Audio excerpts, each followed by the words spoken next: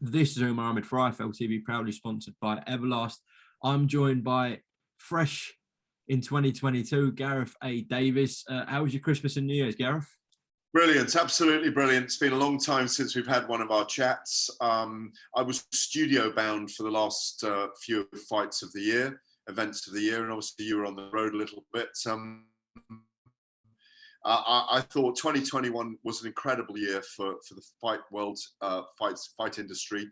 Yeah, Christmas and New Year were fantastic. I got a little bit of sun in the Eastern Mediterranean, which was lovely, and yeah, ready to rock and roll. Well, I was ready to rock and roll until the Boxing Board of Control said, here's the big stumbling point for the beginning of the year. There ain't no boxing till February. Big shame in my view, big shame.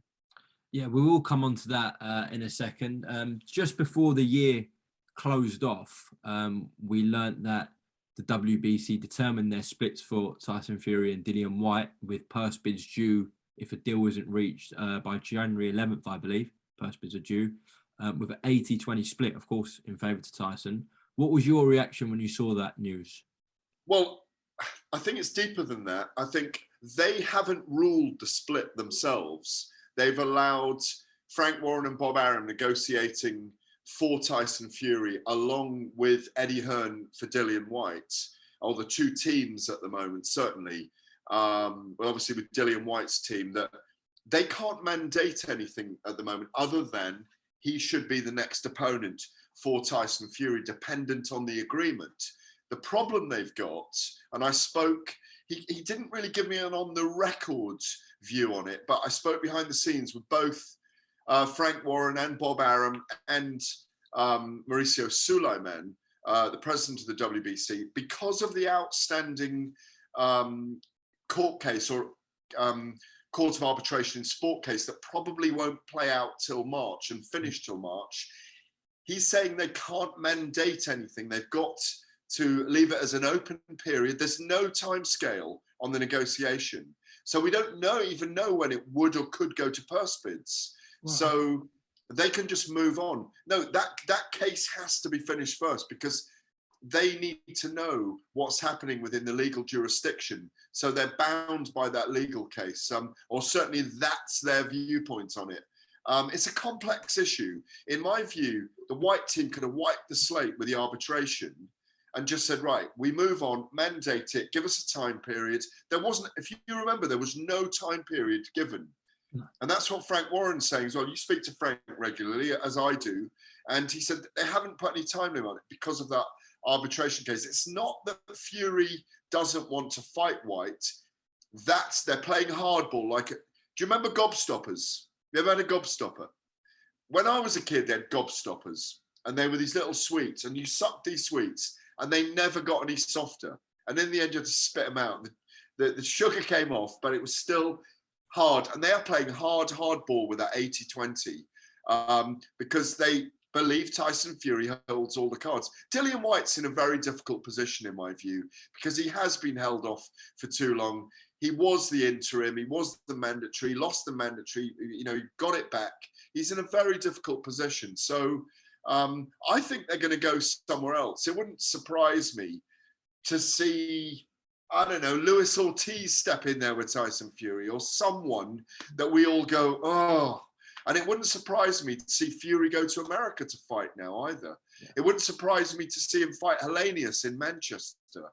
All these, as you know, are on the table. So they want to get Fury out in early March. So what do I make of it? It's just the situation it is. We can't do anything about it because there's no world governing body for boxing with the WBC, IBF, WBO and WBA. And one of my on my wish list for 2022, and I spoke to Sulaiman and I spoke to Robert Smith, the British Boxing Board of Control, about this, is that why don't we have more mandatories, more unifications, like clear, and have one ranking system, not 4 different ranking systems for fighters, so that they all align and we know the top 20 fighters in each division as agreed by the 4 sanctioning bodies. Then we know where we're going. Do you understand me?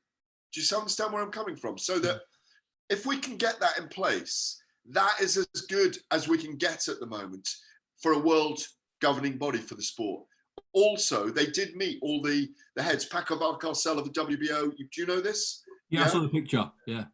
Yeah, exactly. Suleiman of the WBC, Daryl Peebles of the IBF, and Gilberto Mendoza of WBA all met late in October, early November to discuss all these things. That's the move forward for 2022, in my view, along with, and I praise Suleiman for this, getting amateur boxing back into the Olympics, because that's been taken off the list for Los Angeles in 2026, 2028.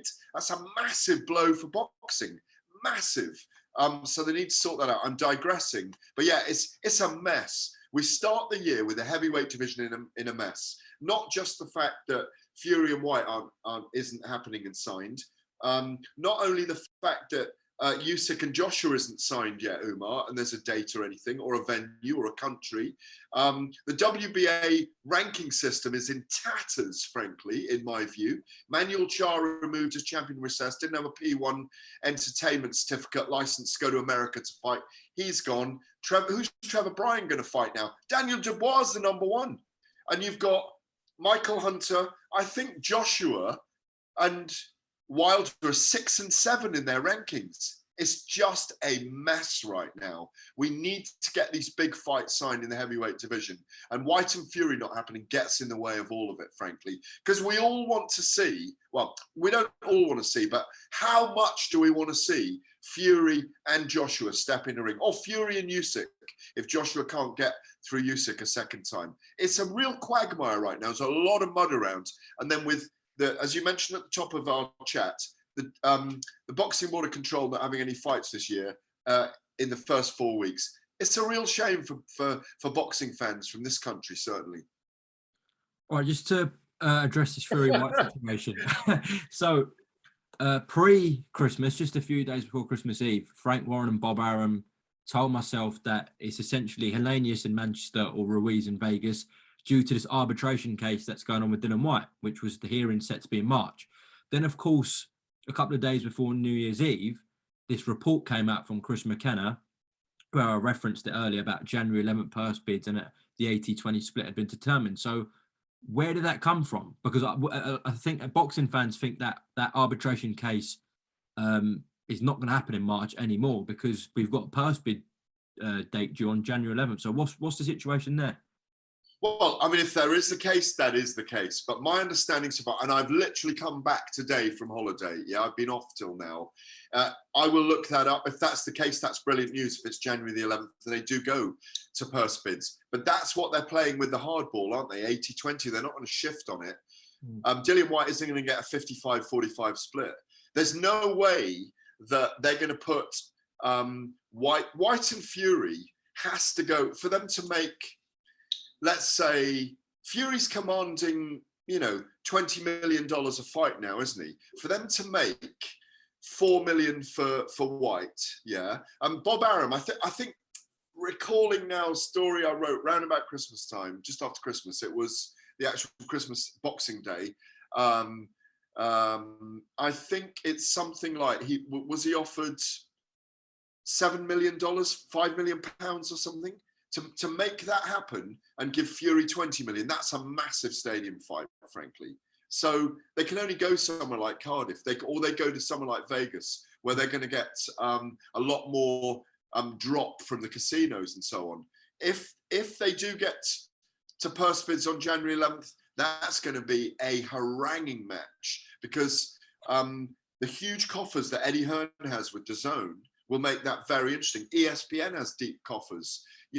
There's no way that Arum and Warren are going to let Hearn dictate where and when that's going to be. If he does, that's a massive coup for Hearn, and it'll be a difficult situation, in my view. Well, we'll have to see how it plays out. How do you see it happening then? Well, if that report by Chris McKenna is true, well, he's close ties with Frank Warren because he writes his column in the Star, so he will know that insight, and he's probably just done a column with him then. When's that come out? That today? Came out a few days before New Year's Eve. Right. Okay. Yeah. So if that is true, I can't see a deal being done personally. Yeah. Because Bob Arum told me that Dillian Whyte wants $10 million minimum. Yeah, that's right. He wants $10 million minimum. That's right. Yeah. So that goes to purse bids. And then, of course, with an 80-20 split, as you said, DAZN got deep pockets, but bearing in mind it's an 80-20 split, that's going to be that makes it a $50 million fight. It's not a $50 million fight. Do you not think? No. It's not a $50 million fight. No way. How many pay-per-view buys does it do in this country, do you think? Does it do 1 million? Maybe. If they had a massive build-up for it and, we had tables thrown and all sorts going on. Then you've got to think of the American money on that as well. Maybe 35 million pounds. But they're going to show Tyson Fury in the middle of the afternoon there. I don't see it. It's a really difficult fight to sort out, But listen, would you say it's worth around 35 million pounds? Maybe. And then obviously 60, 70,000 on a gate. Yeah. But this is all the talk is pie in the sky. It's completely different behind the scenes, in my view. And they're already looking at other opponents. That the arbitration's got to play out. There's no way. I don't think Tyson Fury will fight Dillian Whyte next. Period.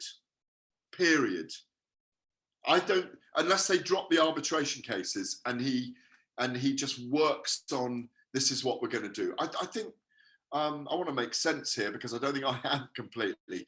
I don't think Tyson Fury will fight Dillian Whyte next. They may organise the fight next after Tyson Fury fights. He's in camp, he's getting ready. Oh my God, I hope I'm wrong and he does fight Whyte next. Because Ruiz and Helenius, he toys with, in my view. Fury toys with those two guys.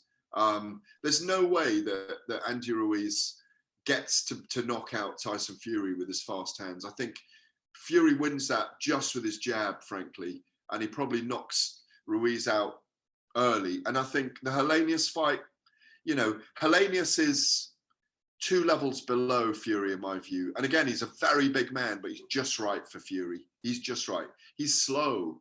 He's very durable and he's very tough, the Viking. But I don't see him troubling Fury very much at all. What does Whyte do in the interim? Does he fight someone else as well? Well, yeah.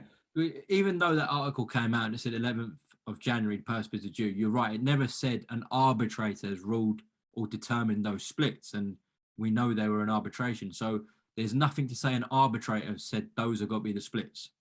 Yeah, no, though that's the offer on the table, 80-20. They were talking 90-10 at one point, Bob Arum was saying it should be. I mean, I remember Arum saying that the 80-20 split, the amount of money they wanted rather from the Whyte side was too greedy, that's not what he commanded.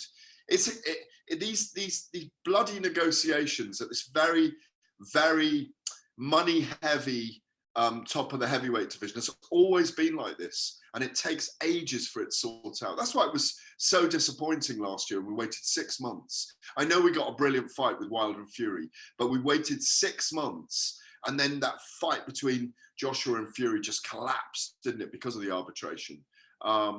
It's such a shame, and I do think we start the year with the heavyweight division, as I repeat, in a little bit of a mess.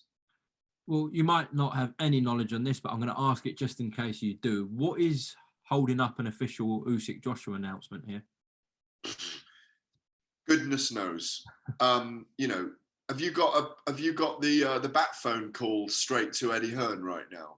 No, I have no idea what's going on with that in terms of site, date, whatever. What I suspect is that there's a lot of people in the bids. A lot of people want to host that fight. If it's March, mid-March or April, really, how many covered football stadiums are there? I don't think there are any with retractable rooms. Cardiff, exactly. So, and also, I think Anthony Joshua, it looked like at the end of the year, was still getting his team together and hadn't made a full decision about where he was going and who he was going to work with. Doesn't seem like he's in any rush either. But I do expect something imminently on that. We've gone into a little bit of a natural, 10-day break, haven't we? Well, I did. And I think, in that time, Luis Ortiz popped up with another good performance, didn't he? And showed that he's still knocking about. Well, it was an interesting fight. Charles It Martin really was up every round, and then Ortiz just had him out. It was incredible. Yeah. He's 46 going on 66, isn't he? But he's a clever fighter. Listen, he nearly derailed Deontay Wilder that night in the Barclays Center in Brooklyn. I was there, and Wilder pulled out that uppercut from hell and put him away. He was in trouble for 2 rounds. And the great Don King was there that night, of course, with his entourage. But heavyweight boxing. Frustrating at times, but amazing when it happens. Just one more on Joshua. Have you heard anything about his TV contract situation? Because it's gone quiet on that front. What, in terms of what, Sky Sports or Sky or going with DAZN or someone else? I have not asked the question, but listen, he is a massive draw in spite of the loss to Usyk on 25th September at Tottenham. He's still a massive draw. He's got huge mainstream appeal. He's coming back again, trying to be a 3-time world champion. So, we'll hear 3-time as soon as he gets into camp. No, I haven't heard a thing. He can go with anyone he wants to go with, as simple as that. But I imagine it'll be Sky Sports box office in the UK, and I imagine it'll be DAZN Global outside the UK. Okay. And just to finish off on heavyweight talk, this isn't going to happen, but Eddie Hearn's throwing it out there that he wants Dereck Chisora to get in the ring with Deontay Wilder. Well, what do you think about that? It got a lot of criticism on social media, that suggestion. Very nasty finish for Dereck Chisora is what I think. With a very fast-handed, heavy-handed ex-WBC champion who's looking for retribution against anyone who's around him. I don't think it's a good fight for Dereck, in my view. I mean, we haven't spoken since his fight with Joseph Parker. I think Dereck needs to make the decision on that. He gave me an extraordinary interview, for DAZN, for their Off the Cuff series. I urge anyone watching this to go and watch it. He was brilliant. It's called Off the Cuff series. It's a series of deep interviews I do with boxers. And he was just saying, Umar, that you can't give it up. You can't retire. He took a shellacking in that fight. I was in the studio at Talk Sport doing a live show. And we were just commenting on it round by round. He was extraordinary in that fight. Absolutely. When Derek's really hurt, he's like the kind of proverbial wounded tiger, the wounded, dangerous animal. His claws come out. And that's the problem. He's so tough. He's got so much will. And he said, even when I'm 6 feet under, I'll probably be shadow boxing. Can't walk away from this sport. Very haunting words. We can't decide when people want to retire, but he's definitely slowing up. What is he, 37, 38? I think he wants to carry on fighting. And as Eddie Hearn said on the night, his family might urge him to stop, but he's the one that will make the decision. Okay, and just to close off, I want to speak about the British Board of Control. 2 subjects in relation to them. So the first one is that, of course, they've banned all shows this month, i.e. January, where all other sports will carry on as normal. We have no restriction in this country. In terms of England, everything will crack on as normal. So what are your thoughts about no boxing this month in England and the UK? Well, I agree with Frank Warren, and mentioning Frank again, incomprehensible and incompetent, it was what he called them. I don't go quite that far, but they should have had a consultation with their licensees, I think. They've cited the fact that they don't want to use a takeaway from the NHS in this period with doctors and the medical staff ringside. It's a bit of a facile argument, that one. I think it's overprotective and overcautious. COVID is is a dangerous thing for a lot of people, but there are huge numbers of cases, and I'm not a conspiracy theorist in any way. I think people try to be safe. I think people should be vaccinated if they can. If they feel that way, I think people should be vaccinated. I've got nothing against people not wanting to be vaccinated for their own personal reasons, but I thought it was a very weak decision because other sports aren't doing it. Six Nations is going ahead. We're going to go behind closed doors, the rugby. Every other sport's going on. Darts went on all over Christmas and New Year. Thousands of people swilling the beer and watching the darts. Yeah, I think it's a real shame because I think it puts the kibosh on people planning into February and March because they don't know what's going to happen. Because if it gets worse now, then that's January gone. We've lost Liam Williams and Chris Eubank Jr. already. We've lost Savannah Marshall's first big, not Savannah Marshall, Claressa Shields' first big fight in the UK. You know, we're building towards that Claressa Shields, Savannah Marshall middleweight fight, which I think is terrific, certainly for women's boxing. So yeah, I just don't get it. I think they've just gone on real defensive. This is not the same situation as a year ago. And I think it's a real pity, Umar. And my last one on the board, Robert Smith was on your channel today, actually, on Talk Sport, having a debate with Simon Jordan. Simon Jordan's discussed this matter quite a lot on Talk Sport with Hamza Shiraz and Bradley Skeet and the fallout and the controversy from it. Of course, we've learned in the last couple of weeks that the board made their decision and have stuck with their decision. And the reason for that, I believe, was that because Bradley Skeet got up and fought on, they couldn't do anything about that. They couldn't disqualify Hamza or make it a no contest. Yeah. What was your thoughts and the backlash from that towards Hamza, and what have you made of Bradley's comments from the fallout as well? Well, Bradley's got more annoyed as you know, as time has passed, because he, you know, he may feel that was the performance of his career. It was, you know, I was doing commentary on the night with Talk Sport. We were there ringside, and it was a brilliant performance. And Hamza Shiraz was clearly in the wrong. And there should be some kind of compensation, in my view, due to Bradley Skeet. But the compensation that seems to be given is, yeah, you can have a rematch. You can go through it all over again. Like you say, the board have just followed their own rules, which is, you know, Steve Gray explained what he did. He explained he deducted a point. He explained that he'd asked Bradley Skeet if he could continue, if he was in a fit state to continue, and he said he was eventually after a long pause. Bradley should have stayed down, in my view, and I think Dominic Ingle and his corner were urging him to stay down at the time. You know, Simon Jordan's, you know, he's playing devil's advocate. He's, you know, kind of like ethically, morally, he's right. You know, Bradley should have walked away that night. He was way ahead on the cards. I think he was fatiguing.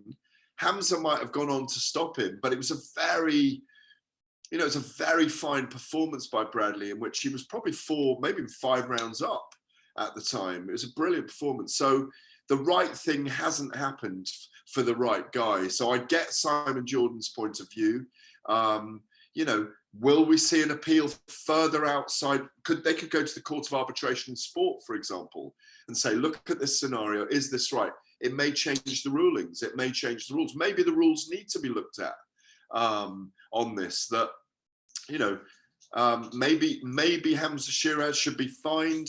Maybe Steve Gray's decision should be looked at by another arbitration court that his decision is wrong. And that's the problem is, as we talked about with the world's governing bodies, there's no, with the sanctioning bodies, there's no world's governing body. There's no one overseeing the Boxing Board of Control's decisions either.